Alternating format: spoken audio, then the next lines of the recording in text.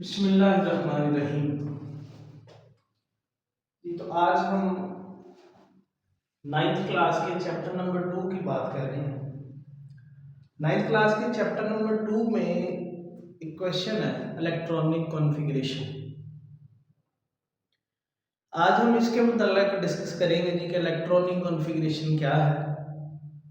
सबसे पहले electronic configuration, configuration का मतलब है डिस्ट्रीब्यूशन यानी तकसीम। Electronic configuration distribution of electrons की तकसीम। इलेक्ट्रॉन्स की तकसीम करनी है हमने, लेकिन ये इलेक्ट्रॉन्स की तकसीम उनकी पोटेंशियल एनर्जी के मुताबिक होगी। हर इलेक्ट्रॉन्स की जिस हिसाब से पोटेंशियल एनर्जी होगी, उस एनर्जी के लिहाज से वो शेल्स और सब शेल के अंदर डिवाइड किए जाएंगे। सबसे पहले इलेक्ट्रॉनिक कॉन्फ़िगरेशन को समझने से पहले हमने शेल्स और सब शेल के कॉन्सेप्ट को क्लियर करना है कि शेल्स और सब शेल्स क्या है। शेल्स यानी उर्दू में हम इसे मदार भी कहते हैं। शेल्स वो एनर्जी लेवल्स हैं न्यूक्लियस के गिर्द मखसूस पाथवेज हैं, एनर्जी लेवल्स हैं जिनके अंदर पोटेंशियल एनर्जी के लिहाज से इलेक्ट्रॉन्स मौजूद होते हैं और न्यूक्लियस के गिर्द मुसलसल रिवॉल्व करते हैं, मुतहर्रक रहते हैं, हरकत की हालत में रहते हैं। उन्हें हम शेल्स कहते हैं। शेल्स को हम एन से रिप्रेजेंट करते हैं, स्मॉल एन से। वो स्मॉल एन उसके शेल्स के नंबर हैं, 1 भी हो सकता है, 2 भी हो सकता है, 3 एंड 4 एंड सो ऑन, जो भी हो सकता है। अब जो हमारे पास ये दरमियान में न्यूक्लियस आ गया, इसके गिर्द ये सबसे पहला शेल आ गया, ये के शेल है। क्यों? इसकी जो न्यूक्लियस के करीब तरीन होता है उसकी एनर्जी कम होती है। इस शेल की एनर्जी कम है क्योंकि ये न्यूक्लियस के करीब है। पहला शेल है, इसका नाम है जी के। जब हम शेल्स को नाम देते हैं तो शेल्स के नाम हम बड़े हरूफ से, कैपिटल लेटर से रिप्रेजेंट करते हैं इनको। तो के हमारा पहला शेल है, number of shell is equal to 1, यानी ये 1 है, पहला शेल है, तो ये कौन सा शेल है जी? के शेल है। n इज इक्वल टू 2, दूसरा शेल कौन सा है जी? L shell. तीसरा शेल है एम शेल और चौथा शेल है एन शेल। जो पहला एनर्जी लेवल है, फर्स्ट एनर्जी लेवल जिसका नाम के है, उसकी एनर्जी सबसे कम है, लोएस्ट एनर्जी पोजेस करता है के shell. Second energy level L है, नाम उसका एल है, लेकिन उसकी एनर्जी के से ज्यादा होगी। जो तीसरा सब शेल है, तो तीसरा एनर्जी, सॉरी सब शेल में तीसरा एनर्जी जो लेवल है, थर्ड एनर्जी लेवल, उसका नाम है एम, और इसकी एनर्जी पहले दो से ज्यादा होगी, के वाले से भी और एल वाले से भी ज्यादा होगी इसकी एनर्जी। चौथा एनर्जी लेवल है एन, और एन की एनर्जी पहले तीनों से, के से भी ज्यादा है, एल से भी ज्यादा है और एम से भी ज्यादा है। तो अभी हम शेल्स की बात कर रहे हैं। न्यूक्लियस के गिर्द मखसूस एनर्जी लेवल्स हैं जिनके अंदर इलेक्ट्रॉन न्यूक्लियस के गिर्द रिवॉल्व करते हैं, उन्हें हम क्या कहते हैं जी? शेल्स कहते हैं। अच्छा जी, शेल्स के बाद अब शेल्स के अंदर मजीद सब शेल्स पाए जाते हैं। यानी एक शेल तो आ गया, ठीक है, शेल के अंदर स्मॉलर पाथवेज हैं, उनकी एनर्जी शेल के लिहाज से थोड़ी डिफरेंस में आती है, उनका फर्क है एनर्जी का। अच्छा, सब शेल स्मॉलर पाथवेज हैं जो कि शेल के अंदर मौजूद होते हैं, और इन्हें हम स्मॉल लेटर से, जो हमारे पास शेल्स हैं उन्हें कैपिटल लेटर से रिप्रेजेंट करते हैं, और जो सब शेल हैं उन्हें स्मॉल अल्फाबेट यानी स्मॉल लेटर से रिप्रेजेंट करते हैं। वो कौन कौन से जी? S, P, D, F. अच्छा, यहाँ पे काबिल और बात है, जितना किसी शेल का नंबर होगा उतने ही उसके अंदर सब शेल होंगे। जैसे फॉर एग्जांपल ये के शेल है, इसका नंबर 1 है, तो इसमें सब शेल भी एक ही होगा। देखो number of sub shell in a shell is equal to n, कितने किसी शेल के अंदर सब शेल्स होंगे ये डिपेंड करता है उसके n की वैल्यू के ऊपर। और n क्या है, वो शेल का नंबर है। k शेल है तो उसका नंबर 1 है, उसके अंदर एक ही सब शेल मौजूद होगा और उसका नाम है s। कौन सा ऑर्बिटल होगा जी, वहां पे s ऑर्बिटल मौजूद होगा।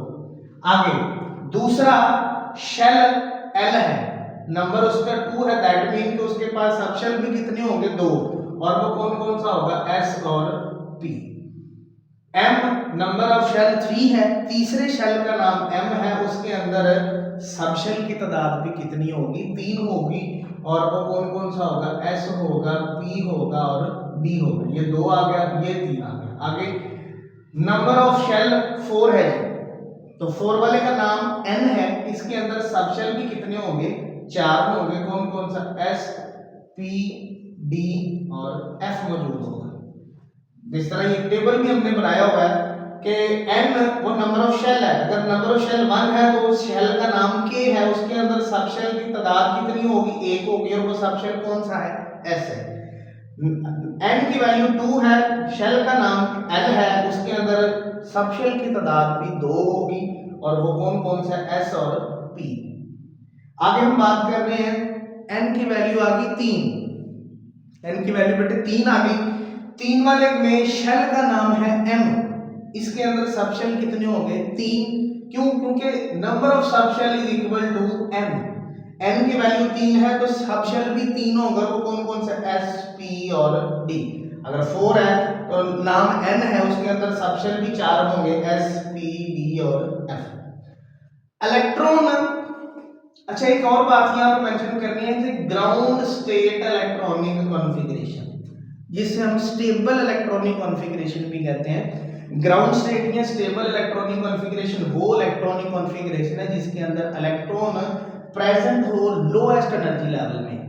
If the electron is present in lowest energy level then it is known as ground state और स्टेबल इलेक्ट्रॉनिक कॉन्फ़िगरेशन। अच्छा अब बात हम करते हैं जी, हमने दो तरह से बात कर दी है, सब शेल के हवाले से भी की है और शेल्स के हवाले से भी की है। Distribution of electron into the shells and subshell according to their increasing energy order.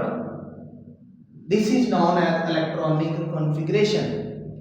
Electrons की तकसीम करनी है शेल्स और सब शेल में, लेकिन शर्त है कि उनकी एनर्जी के लिहाज से, उनकी बढ़ती हुई एनर्जी के मुताबिक इलेक्ट्रॉन्स को शेल्स और सब शेल में डिवाइड करना, तकसीम करना इलेक्ट्रॉनिक कॉन्फ़िगरेशन कहलाता है। तो उसके लिए हमने दो चीजें आपके साथ डिस्कस की हैं, शेल्स भी और सब शेल्स भी। शेल्स थोड़े से बड़े रास्ते हैं जो कि न्यूक्लियस के गिर्द मौजूद हैं, एनर्जी लेवल्स हैं जिनके अंदर इलेक्ट्रॉन्स पाए जाते हैं, उन्हें K L M N से रिप्रेजेंट करते हैं।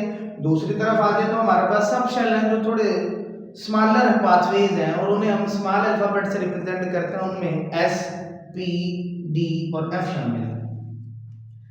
इलेक्ट्रॉन्स की तादाद कितनी होगी, ये शेल हमारे पास मौजूद है, K शेल है, L शेल है, M शेल है, N शेल है, इनमें कितने इलेक्ट्रॉन आएंगे ये हमें बताता है ये वाला फॉर्मूला 2n²। ये फॉर्मूला हमें बताता है कि इस शेल के अंदर कितने इलेक्ट्रॉन होंगे। कैसे भी, फॉर एग्जांपल ये हमारे पास n की वैल्यू आ गई 1, तो पुट करें इसमें 2 × 1, 1 का स्क्वायर लें तो 1 ही आ गया। अब 2 को 1 से मल्टीप्लाई करें तो 2, दैट मीन कि जब n की वैल्यू 1 है तो वो शेल कौन सा है, K वाला। तो K वाले शेल में इलेक्ट्रॉन की तादाद कितनी होगी, 2। तो जो K शेल है, जो पहला शेल है, उसमें इलेक्ट्रॉन्स की तादाद आ जाएगी 2। अब आगे हम डिस्कस करते हैं फिर 2n का स्क्वायर। अब n की वैल्यू हमने कर दी 2, यानी 2 × 2 का स्क्वायर, तो 2 का स्क्वायर 4, तो 4 को 2 से मल्टीप्लाई करें तो आंसर आ गया 8। दैट मीन कि जो दूसरा शेल है K शेल, उसमें ज्यादा से ज्यादा जो इलेक्ट्रॉन आएंगे वो कितने आएंगे, 8। तीसरा हमारे पास शेल आ रहा है M, n की वैल्यू यहाँ पे आ गई 3, तो 2n के स्क्वायर में n की वैल्यू 3 पुट करें तो 3 का स्क्वायर आता है 9, और 9 को 2 से मल्टीप्लाई करें तो ये आंसर आ गया 18। दैट मीन के M शेल के अंदर इलेक्ट्रॉन्स की तादाद होगी 18। इसी तरह n की वैल्यू और इधर कर लेते हैं, n की वैल्यू आ गई 4, शेल का नाम है n। अब 2 इंटू 4 का स्केयर, तो 4 का स्केयर होता है 16, मल्टीप्लाई कर दें 2 से तो ये आंसर आ गया 32। दैट मीन कि n शेल के अंदर इलेक्ट्रॉन्स की तादाद क्या होगी, 32 होगी। अब हमने डिस्कस कर लिया जी कि शेल्स के अंदर जो इलेक्ट्रॉन्स हैं वो कितने कितने आएंगे। के शेल है तो उसमें 2 इलेक्ट्रॉन होंगे, एल शेल है तो उसमें 8 होंगे, मैक्सिमम नंबर ऑफ इलेक्ट्रॉन्स के अंदर 8 होंगे, 8 से कम भी हो सकते हैं अकॉर्डिंग टू द रिक्वायरमेंट, जितने आपके पास इलेक्ट्रॉन अवेलेबल हैं उसके हिसाब से। मैक्सिमम के में 2 आ सकते हैं, एल में मैक्सिमम 8 आ सकते हैं, एम में मैक्सिमम आपके पास 18 इलेक्ट्रॉन आएंगे और एन में 32 इलेक्ट्रॉन आएंगे।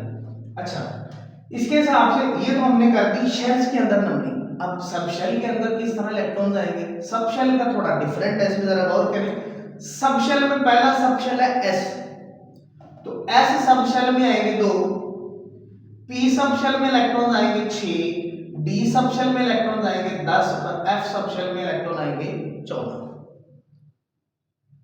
एस में 2, पी में 6, डी में 10 और एफ में 14, यानी 14 इलेक्ट्रॉन आएंगे, प्रेजेंट होंगे। अच्छा, इसमें हम थोड़ी सी एक छोटी सी एग्जांपल साथ में करते हैं ताकि ये जो भी हमने डिस्कस किया है इसका थोड़ा सा आपको समझ आए।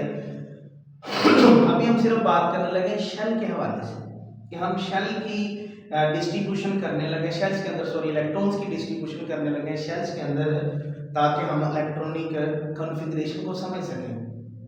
सबसे पहले हमारे पास एक एग्जांपल है, एक एलिमेंट है सोडियम। सोडियम का एटॉमिक नंबर 11 है। क्या एटॉमिक नंबर है जी, 11। दैट मीन कि हमने इन 11 इलेक्ट्रॉन्स को शेल्स के अंदर डिस्ट्रीब्यूट करना है।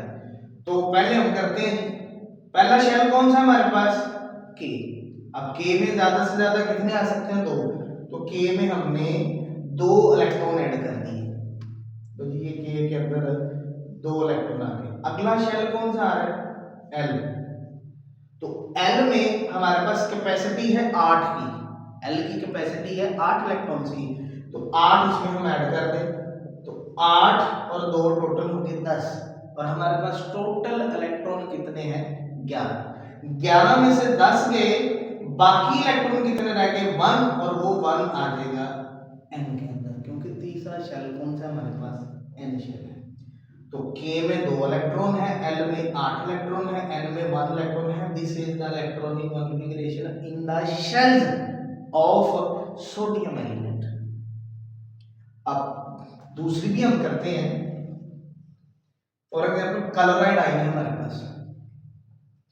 क्लोरीन का एटॉमिक नंबर है 17, लेकिन ऊपर -1 लिखा हुआ है। -1 का मतलब है कि chlorine has 1 extra electron. Chlorine के पास एक इलेक्ट्रॉन एक्स्ट्रा मौजूद है, तो 17 तो ऑलरेडी थे एटॉमिक नंबर के लिहाज से, एक इसमें इजाफी हो गया तो टोटल हो गए 18। पहले 17 थे, माइनस का आयन बन गया, क्लोराइड आयन जब बना तो उसके अंदर एक इलेक्ट्रॉन ज्यादा आ गया, तो इसमें इलेक्ट्रॉन्स की तादाद हो गई 18। तो 17 में एक ऐड किया तो बन गया 18। अब हमने इन 18 इलेक्ट्रॉन्स को डिवाइड करना है जिस तरह हमने सोडियम में किया था। तो पहला शेल कौन सा है जी, के शेल में ज्यादा से ज्यादा 2 आ सकते हैं, तो हमने 2 रख दिए। 18 में से 2 के अभी भी हमारे पास 16 इलेक्ट्रॉन है जिनको हमने इनमें पुट करना है। आगे शेल कौन सा आ रहा है, एल शेल।